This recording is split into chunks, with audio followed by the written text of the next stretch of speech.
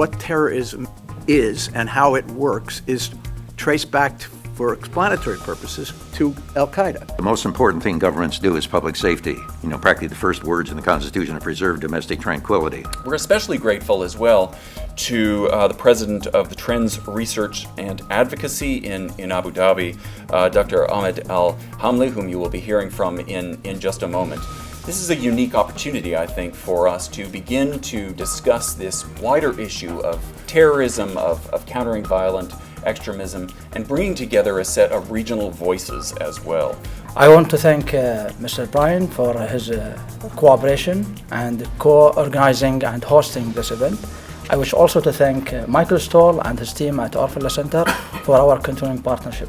I think this is probably one of the key ways to really understand a problem, is to bring people together to think deeply about it. We don't have to fight everyone's battle, but we do need to stand for the right things. Very often what you're dealing with is a mutually escalating conflict where the military intervention on the part of the state aimed at containing or ending terrorism, in fact, is throwing gas on the fire.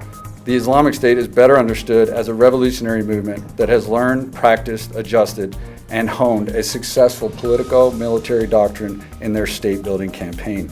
And so when an 8-year-old says to me, I want to be a suicide bomber, I don't even think the 8-year-old knows what that means. It brings together historians, political scientists, critical thinkers to really cover and address the same issues around the growing threat of Daesh. What makes Daesh dangerous and what makes it troublesome is their innovation. Right. That every time someone does something different, we need to adapt to it and we need to learn from it. And this is partially because of the changing world and globalization. It's partially because of technology and its effect. It may have to do with factors far from our shores that are sociological and local. Okay.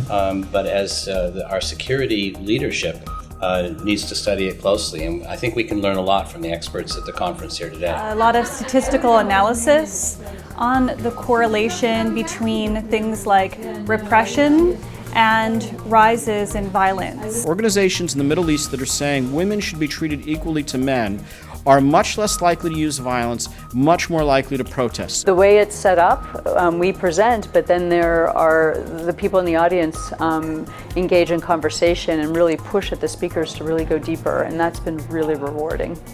What can you tell us about what's spanning the public perception of threat?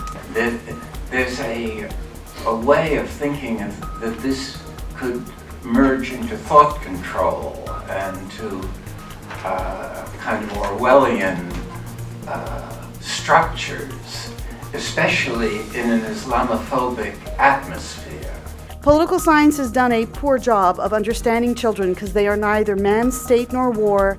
They're not voters. And so as a result, we don't have good theoretical understanding of how children get involved in war. The lessons of history are that military approaches to these problems, which very often have underlying fundamental political issues unaddressed, are very often counterproductive.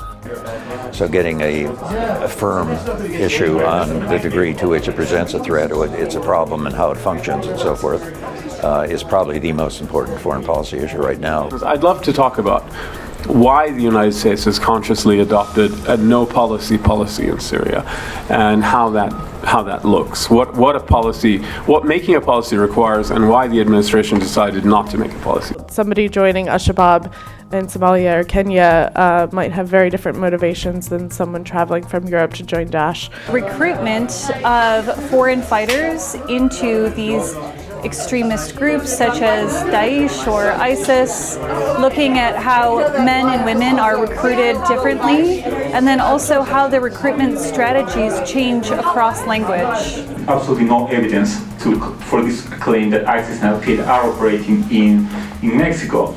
Curiously, this discussion happened at the time when the U.S. was discussing immigration reform. There are pre-existing structures, potentially around crime prevention, that could be used as a starting point. One thing which IS has managed to benefit from to a great degree from its influx of foreign fighters is human capital. People who know how to use post-production programs, people who know how to direct a film, basically. I feel like our project has certainly benefited from presenting it here and listening to what people had to say about it. And also, I think a lot of the presentations that others gave has offered some insight that we can use in our own research that I think will help push things further for the bigger picture for everybody. I do think if one really wants a peaceful world, one has to address this issue of arms sales and how national security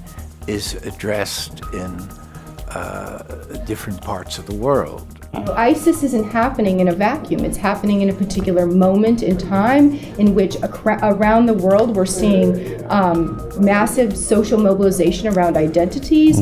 We see political instability in the region for a variety of factors, and those things are providing the foundation for the group to operate. I just once again want to thank Stimson for their marvelous hosting, for Trends, for partnering with us and Stimson to bring this event to fruition, and to thank all of you, the participants, both official and unofficial, in terms of the discussion. I think we've had an excellent 2 days.